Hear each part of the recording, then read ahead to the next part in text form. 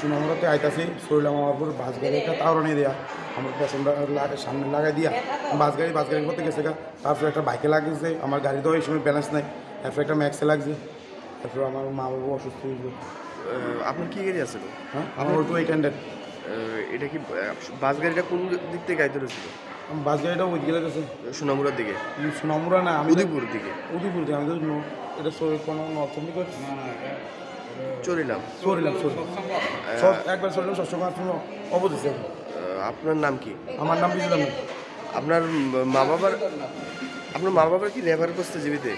আমার মা বাবারে আমি ডাক্তার দেখাতে নিতে এসেছি। তারপরে এই সময় অবস্থা। নাম কি? গীতারা নিতাম না, তার নীতি নিতাম না। আপনার নাম? আমার নাম বিজয়।